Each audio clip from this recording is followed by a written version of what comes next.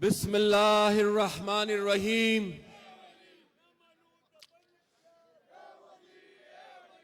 زما انتہائی قابل احترام مشرانو، زما پختنو رونو، زما مرګرو، زما ځوانانو، زما کشرانو او زما غیرتی خويندو، د ټولو نه اول وړومبه په دې نننې کلیزه کې په دې تاریخی جلسه کې شریک او شامل د هر مشر شکریہ ادا کوم، د هر مرګري شکریہ ادا کوم، د ټولو تنظیمونو شکریہ ادا کوم، د ټولو کارکنانو شکریہ ادا کوم، د پښتون سټوډنټ فیډریشن د خپل زلمو شکریہ ادا کوم، د خپل سالارانو شکریہ ادا کوم، د مقامی انتظامیه شکریہ ادا کوم، او بیا دا زمونږ شریکه جلسه چې نن د اتمانزو په دې تاریخي خاوره کېږي، په دې جلسه کې شریک او شامل د 400 مشرانو مرګرو ته سلام پیش کوم، د 400 د تعاون دپاره شکریہ ادا کوم، د ثوابه د باچا خان د دویم کور د غیرتی مرګرو مشرانو شکریہ ادا کوم، د نوخار د مشرانو د مرګرو شکریہ ادا کوم، د پیښور خار او د پیښور ضلع د خپل غیرتی مرګرو مشرانو شکریہ ادا کوم، او د خپل کور د خپل بنیاد د مردان د غیرتی مرګرو مشرانو ډیره شکریہ ادا کوم. زه ستاسو د ټولو شکریہ ادا کوم. د سټیج د دې سرنواله تر کوم ځای پورې چې زما نظر لګي او چې کوم ځای پورې زما نظر لګي د هغې نه روان دیم. بے شمار مرګري، بے شمار خلق د ځای د کمی په وجه د دې پنډال نه بار دي. زه نن ستاسو د رور په حیثیت، ستاسو د کشر په حیثیت، د عوامي نیشنل پارټۍ کارکنانو ته، ستاسو د مینې ته، ستاسو د جذبې ته، ستاسو د اتفاق ته، ستاسو د اخلاص ته، ستاسو د پښتو ته او ستاسو د غیرت ته خراج تحسین پیش کوم، سلام ورته پیش کوم. او وختي راسي تاسو د مشرانو لپاره لاسونه وپړکول. زه به خواست کوم اوس تاسو ټولو تم او په سټیج تشریف فرما مشرانو او مرګرو خویندو تم چې دې مرګرو دې کارکنانو په هره موقع د پارټۍ او د سرې جنډې لپاره لاس پړکولی دي. راځئ چې نن دې له شاباشي ورکو او په شریکه د دې لپاره موږ لاسونه وپړکو.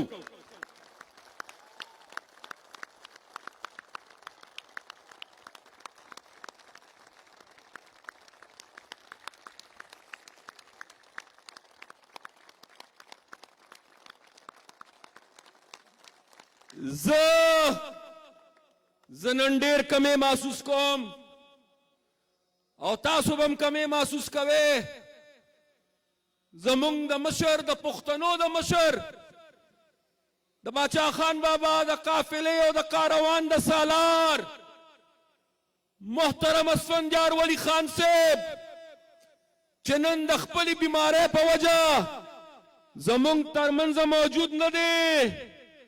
خو د دې جلسې دوران ماته پیغام راکړ چې زه جلسه وینم، زه ملګري وینم، زه جذبه وینم. ماته وی زما د ملګرو زما د کشرانو ډېره ډېره شکریه ادا کړه د اخلاص لپاره.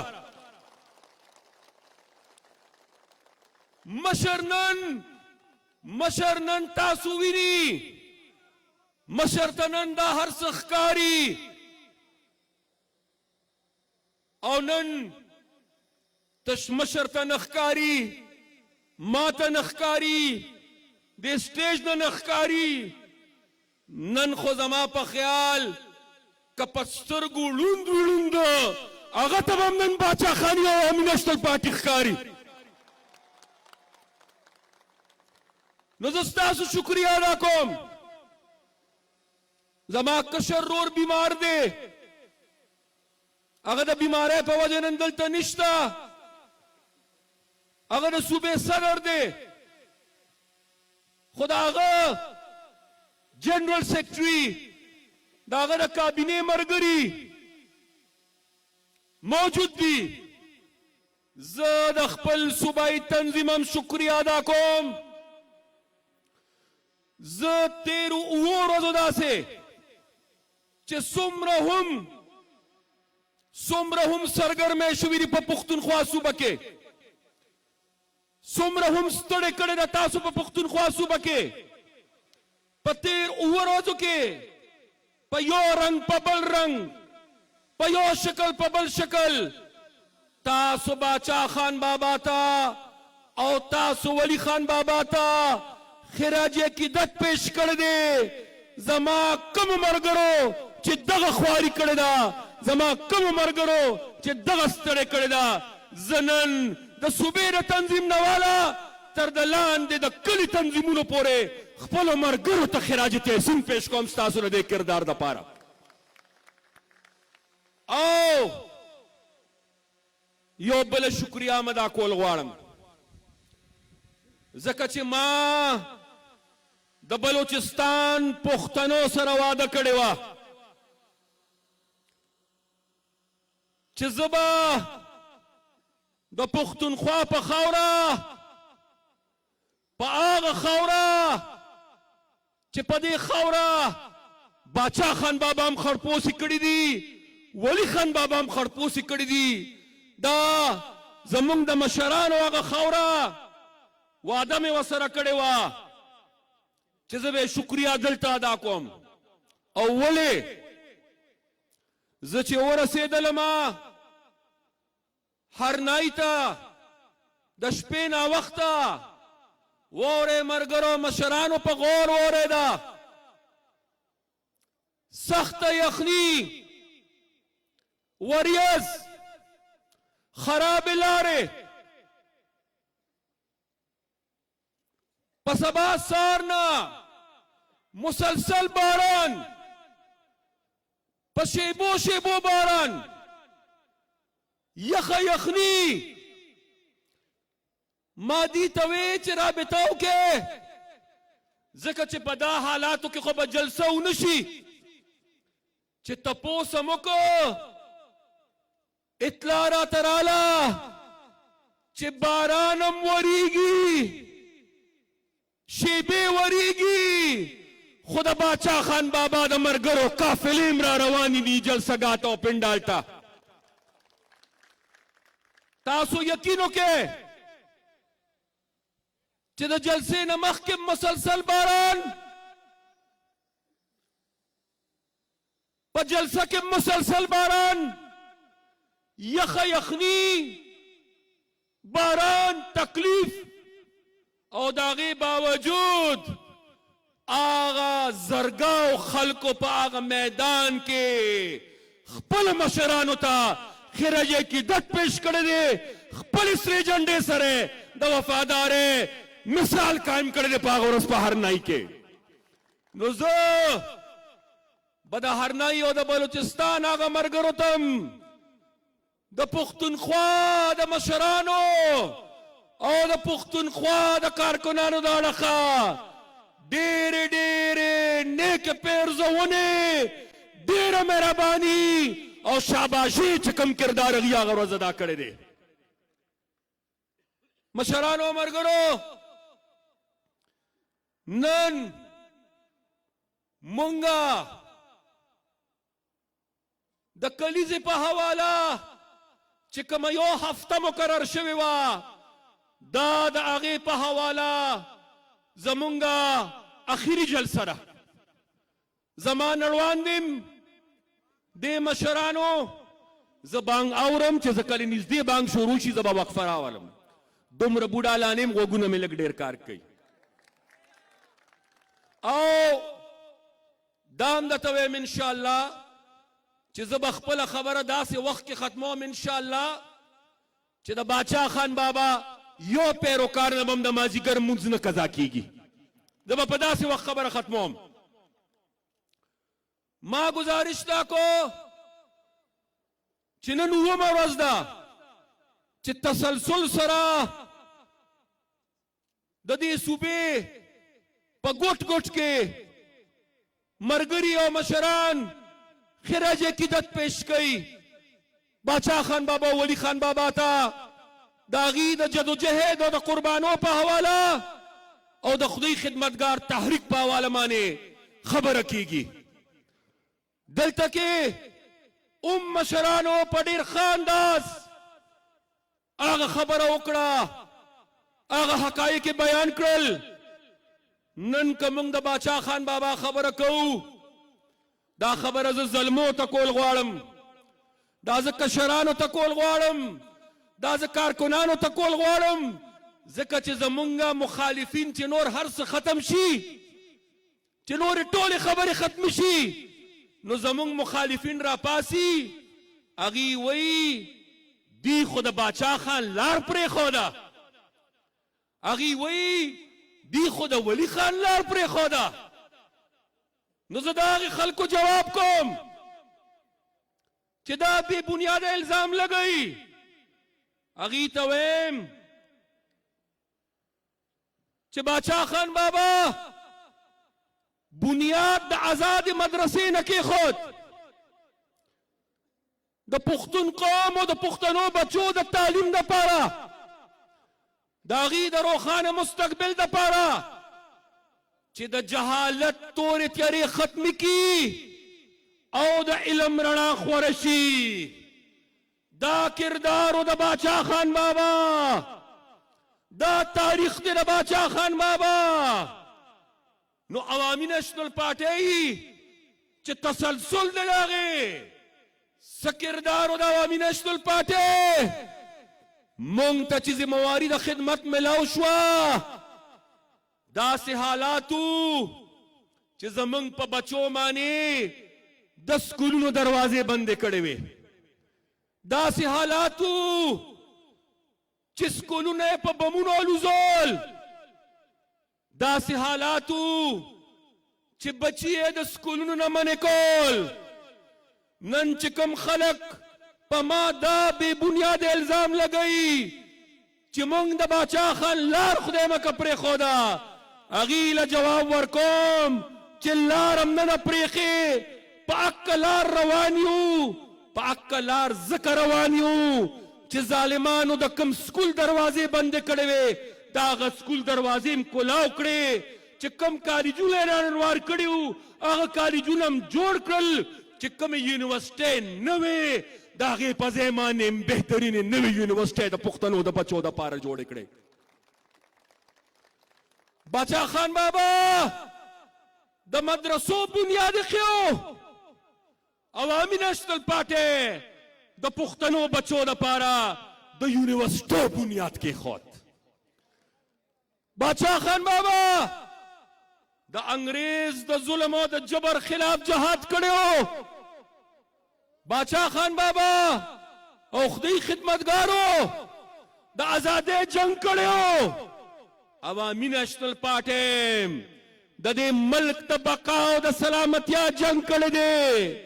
عوامي نېشنل پارټي د ظالم خلاف جهاد کړی دی. که خدای خدمتګارو د انګریز خلاف خپلې وینې توی کړي دي، نو عوامي نېشنل پارټي د هغې مشرانو او د هغې کارکنانو د امن دپاره، د دې وطن د استحکام دپاره، د بقا دپاره او د سلامتیا دپاره خپلې وینې توی کړي دي، خپلې وینې توی کړي دي، قربانۍ ورکړي دي. ناست دي دلته، ناست دي هغه وارثان، او په دې جلسه کې موجود دي هغه وارثان د هغه شهیدانو. په دې جلسه کې هم د هغه شهیدانو وارثان دي. ناست دی د هغه یو زوی چې و د هغه پلار میا افتخار حسین. ناست دی د شهید شبیر بلور پلار، ناست دی د شهید بشیر بلور رور، ناست دی د شهید هارون بلور هغه مشر، ناست دی دلته د سوات د هغه شهیدانو وارثان، د مومندو د باجوړ د هغه شهیدانو وارثان موجود دي دلته نن. د چارسدې د شهیدانو وارثان، د ثوابیو د مردان د شهیدانو وارثان، د ثوابیو د نوخارو وارثان، د ټولو پښتنو د ټولې پښتونخوا د شهیدانو وارثان دلته ناست دي. نن ما ته څنګه وې چې ما د باچا خان لار پرېښوده؟ نن څنګه دا تهمت لګې؟ نن څنګه دا خبره کې چې موږ د ولی خان بابا لار پرېښوده؟ ولی خان بابا ژوند او جدوجهد، د آیین حکمرانی، د آیین بالادستی، صوبائی خودمختاری، د پښتنو حقوق، د پښتنو په خاوره د هغې واک او د هغې اختیار، د 1973 آیین چې واده پکې دا شوې وه چې 10 کاله پس به صوبو ته اختیار ملاویږي، هغه وخت په 1982-83 کې پوره شو، خو 2009 پورې هغه اختیار موږ له چا رانه کړ. چا راوړو د پښتنو اختیار؟ چا د پښتنو حق وګټه؟ چا دې صوبې له نوم وګټه؟ اسفندیار خان د ولی خان په لار روان، دې بې نومې صوبې له پښتونخوا نوم وګټه او خپل شناخت یې وله وګټه. عوامي نېشنل پارټي، عوامي نېشنل پارټي 18 ترمیم دلته بېشکه چې نور پارټو موږ سره تعاون کړی دی په 18 ترمیم کې، خو د خلکو خو په 18 ترمیم کې نور هم مطالبې وې. په درېیم ځل وزیر اعظم نشي جوړېدلی، دا پابندي ختمولو، د اقتدار لاره ځان ته کولاولو. زمونږ مطالبه څه وه؟ ستاسو مطالبه څه وه؟ زمونږ مطالبه په 18 ترمیم کې دا وه چې د پنجاب نوړې د پنجاب د بچي، د سند نوړې د سند د بچي، د بلوچ برخه د بلوچ د بچي. د 18 ترمیم بنیاد ده چې د پښتنو برخه او د پښتون بچي نوړې دا د بل چا نه، دا تش د پښتون بچي، دا د پښتنو حق دی چې خپلې پښتنو ته خپل حق میلاو شي. دا کردار د پارټۍ د 18 ترمیم په حواله مو او د NFC اوارډ په حواله مو. دا اضافي وسایل د دې صوبې اختیار او حق دا بل چا نه دی راوړی، دا سرې جنډې راوړی دی، دا تاسو راوړی دی، دا عوامي نېشنل پارټۍ راوړی دی. او د دې حقایقو په بنیاد زه نن دا وایم چې الحمدلله مونږه د الله شکر ادا کوو او د خپل عمل او د کردار په بنیاد دا خبره کوو چې عوامي نېشنل پارټۍ د بادشاہ خان او د ولی خان لار پرېښې نه ده، بلکې عوامي نیشنل پارټۍ په هغه لار خپل سفر جاري ساتلی دی او په هغه لار خپل سفر سره پښتنو له ګټه کړې ده، پښتنو له اختیار ګټلی دی. دا د عوامي نیشنل پارټۍ کردار دی. او بیا نن هم مونږ یو پیغام ورکول غواړو. مونږ ټول دنیا له پیغام ورکو، د دې خطې حاکمانو له پیغام ورکو، په دې خپل ملک پاکستان کې واکدارانو له پیغام ورکو. نن چې په دې خطه کې او په دې ملک کې او زمونږ په دې ګاونډ کې دا کم مشکلات پیښ دي واودري، د دې حل په تشدد کې نه دی، د دې حل جنگ نه دی، د دې حل انتها پسندی نه ده،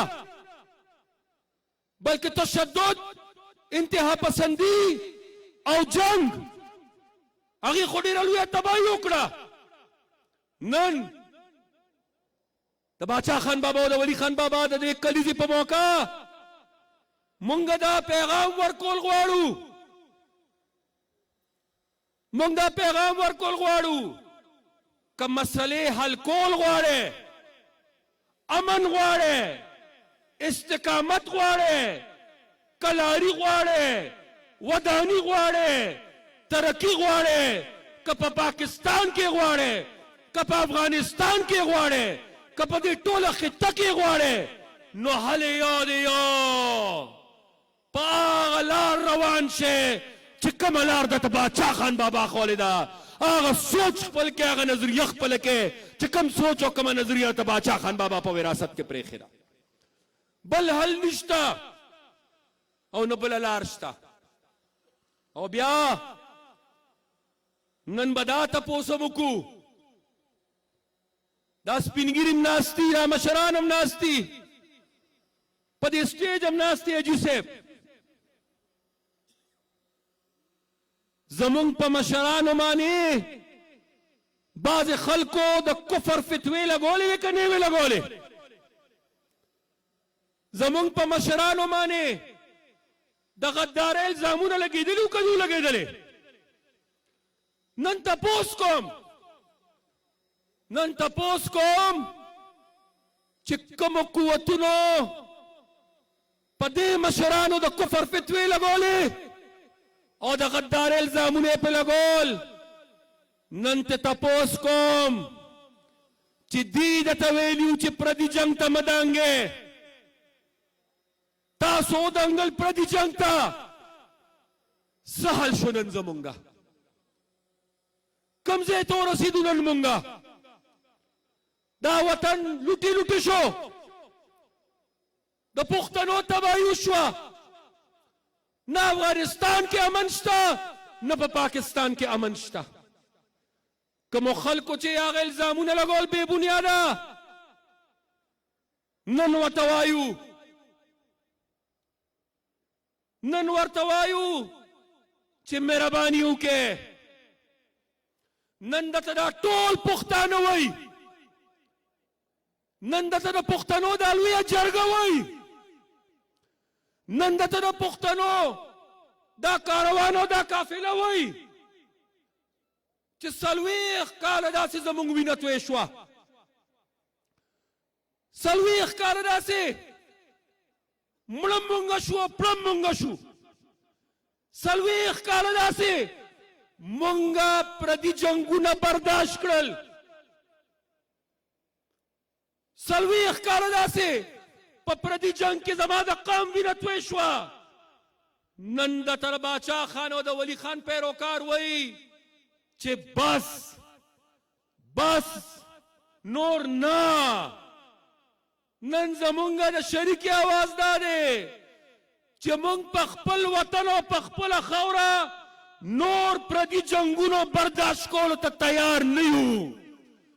موږ په خپل وطن او په خپله خاوره نور د پردو دپاره جنګونه نشو کولی. موږ د غیرو دپاره نور د پښتنو وینه تویدو ته تیار نه یو. نن دا مطالبه کوي دا جرګه. او بیا جمهوریت. بله ورځ په باچا خان بابا مرکز کې یو ډېر خوندور سیمینار شوی او په هغې کې یو نقطه په پاکستان کې دننه جمهوریت او جمهوري نظام هم او جمهوریت ته چې کوم خطرات دي او کوم مشکلات دي په دې بحث شوی. نن تاسو نه تپوس کوم د 2018 کې چې کوم الیکشن شوی په 2018 کې چې څه شوی جمهوریت داسې وي. جمهوریت کې د انسانانو په ووټ فیصله کیږي او که نه جمهوریت کې د پیریانو په ووټ باندې فیصله کیږي. دا د عوامي نیشنل پارټۍ مخم چې ونیوله، دا د عوامي نیشنل پارټۍ کامیابی چې په ناکامۍ کې بدله کړه، دې ته وایي جمهوریت. په جمهوریت کې الیکشن کیږي، په جمهوریت کې سلیکشن نه کیږي. سلیکشن او چې سلیکشن یې وکړ حقدار د خپل حق نه محرومه کړ. نن ګورئ که نه څه حالات دي. حافظې خو به م له خیره ټیک وي که نه، خبرې خو به م یاد وي که نه، یادې به مې که نه. څه به یې وي قرضه بنالم، څه به یې وي IMF के पास जाने से बेहतर है मैं खुदकुशी कर लूं. څومره قرضې واغشتې، څومره د ملک قرضداري که،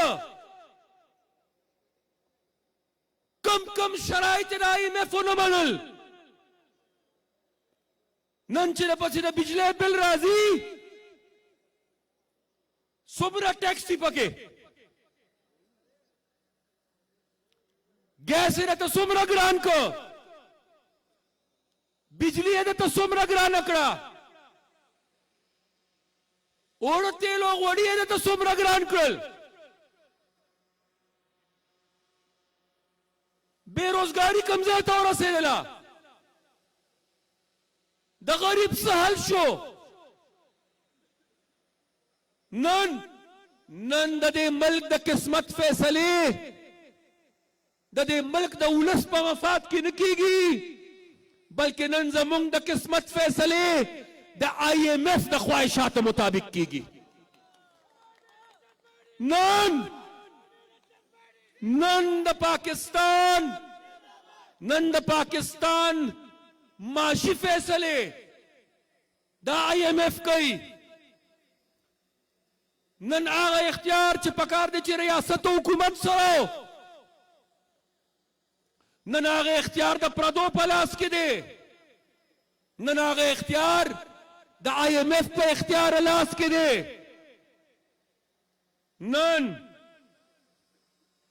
نن دا تاسو نه تپوس کوم څه به وي سهار ماښام کرپشن کرپشن کرپشن کرپشن. سهار نه واله ماښام پورې کرپشن. یو وزیر یو هغه وی زمونږ دومره 100 ارب روپۍ بار پرتی دي، وی چې خان څنګه په حکومت کې راشي وی دومره به راوالي د دې په مخ به ولي او دومره به راوالي په تاسو به خرج کړي. نن هغه وزیر نه تپوس کومه چې جانانه هغه پیسې د څه شوې، هغه خان د څه شو، هغه کپتان د څه شو.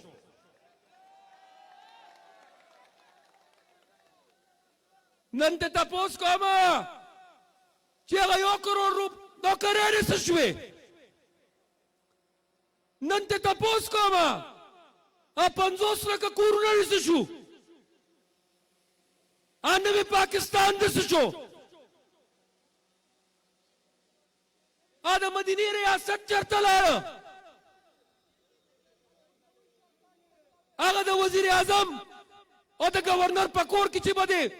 یونیورسټۍ کولاولې هغه څه شوې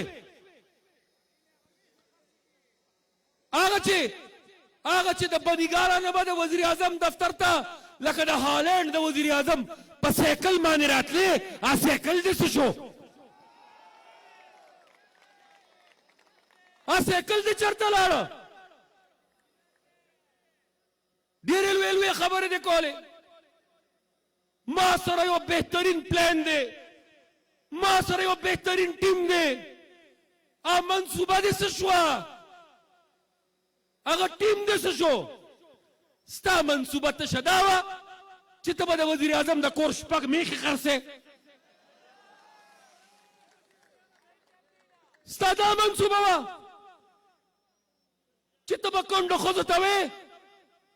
چې چرګې به در درکوم موقع لري هغې چرګو بچو ته دا د پاکستان دپاره ستا سوچو په دې تا د دې ځوانانو ژوند بدلو په دې تا نوی پاکستان جوړو سار ماښام به دې نورو ته وې غل غل غل غل غل آخر کې پته ولګېدله چې د غلو اصلي سردار خو ته پخپله راوختلې میا صاحب وی چې ټرانسپیرنسی انټرنیشنل ثابته کړه چې دوی څومره غلا کړې ده میا صاحب تش ټرانسپیرنسی انټرنیشنل نه ولې د دغه خبرې زمونږ هېرې شوې یاد دي زما دې به ودرېده او ده به وې پاکستانیوں महंगाई तब आती है जब हुकूमत करप्शन करती है जब वजीर आजम चोरी करता है तो लोगों को फिर महंगाई का सामना करना पड़ता है दबावे अगर हुकूमत चोरी ना करे तो महंगाई ना आए नो उससे तपोस कौम چې په دې درې نیم کاله کې دا کومه ګراني راله نو تا ته زه څه ووایم د ایماندارو سردار څه راته ووایم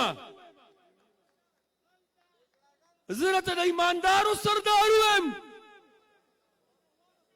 او که نه دې کارکردګۍ ته دې ګورم نو د ایماندارو سردار خو راته بلکل نه ښکارې ځکه چې کوم ظلم تا پاکستان سره وکړو کوم ظلم تا غریب سره وکړو کومه ګراني تا راوستله کومه بېروزګاري ستا په حکومت کې نن ده کوم کرپشن نن تا وکړو ته د ایماندارو سردار نه بلکې ته د بېایمانو د ټولو نه لوی سردار یې عمرانه ټولو نه لوی او زه یې درته تش نه ویم دا ولس یې راته تش نه وایي نن درته ټرانسپیرنسي انټرنیشنل وایي چې ته غلې نن ستا خپل مرګ بړې اکبر ایس بابر وایي چې د چندې پیسې هم نه دي پاتې چې د پارټۍ لپاره د کومه چنده راغونډه کړې ده په هغې کې دې غلا کړې ده په هغې کې دې کرپشن کړی دی نن جسټس وجیه الدین احمد هم وایي سوئی وی د بنیګاله د کور د پاره به د میاشتې څومره پیسې ورکې دي چا به ورکولې په لکاو روپۍ چې د بنیګاله خرچې پې پوره شي چا ته به یې کرپټ وې په چا یې تهمتونه لګول په ما او په تاسو په سرې جنډې تهمتونه لګول نن ورته زه وایم الله دې ناراضه نه شي الحمدلله نن ورته زه وایم توره د تیره کتابونه دې راواله حساب کتاب وکړه د عوامي نیشنل پارټۍ نه بېنامي اکاونټونه شته نه جایدادونه شته نه بار کاروبارونه شته نه هم د فالودې والا په اکاونټ کې پیسې ایښي دي او نم د بل چا په اکاونټ کې پیسې ایښي دي. ته خپل حساب کتاب ورکا او بیا یو خبره تم خیال شته کم سړی چې با قوم ته دا وي بیا بیا ورته وي چې هر څومره سخته براله بیا بیا خلکو ته دا وي آپ نے گھبرانا نہیں ہے وی بے کنا خلکو ته به وی آپ نے گھبرانا نہیں ہے. اوس ته زه تپوس کوما چې عمرانا ولې یریږي چا نه یریږي چا یرولې ولې دا بیانونه ورکې چې ګوره که زم د حکومت نه بار کړم نو زه به نورم خطرناک شم. ولې نن دا ټوله نیشنل پارټي تپوس کوي ولې نن دا سپینګیري تپوس کوي ولې نن دا ځوانان او زلمي تپوس کوي ولې نن دا پښتانه تپوس کوي ولې اخر څه یاره دی دا چا یرولې ځکه چې اپوزیشن نه خو ستا سترګه نه سوځي اپوزیشن سره خو ته کینې نه نو بیا نن ووایه لږ کلاو خبره وکړه که نه ولې خلکو ته صفا خبره نه کوې ووایه ورته چې کومو خلکو دله د راتلو ټیکټ اغوستی و هغه خلکو دله د واپس ټیکټ بک کړی دی ووایه خلکو ته که نه او هغه خلک به ورته د واپسې ټیکټ ځکه بک کوي ځکه چې ولس اوس دا فیصله کړې ده چې نور یې نه برداشت کوي. تاسو یې نور برداشت کوئ تاسو دا ګراني نوره برداشت کولی شئ تاسو دا بېروزګاري نوره برداشت کولی شئ تاسو د دې صوبې دا حق تلفي نوره برداشت کولی شئ تاسو د دروغو دا سیاست نور برداشت کولی شئ تاسو دا سپیري حکومت برداشت کولی شئ نور نو دا نن د ولس فیصله ده دا نن د ولس فیصله ده. ما ورځ بلوچستان کې دا خبره کړې وه نن بیا مکم اورېدو والا دې واوري او زما دا خبره تاسو یاد ساتئ دې سړي دا ملک داسې ځای ته راورسو چې اوس به یا پاکستان بچ کیږي او یا به عمران بچ کیږي دواړه نشي بچ کېدی او چې دواړه نشي بچ کېدی نو ظاهره خبره دا ده چې پاکستان به بچ کیږي پاکستان به بچ کوو وطن به بچ کوو نظام به بچ کوو آئین به بچ کوو جمهوریت به بچ کوو سوچه سیاست به بچ کوو خپل دا زمونږ ستاسو ذمہواري ده او د هغې دپاره څه تقاضا ده نن چې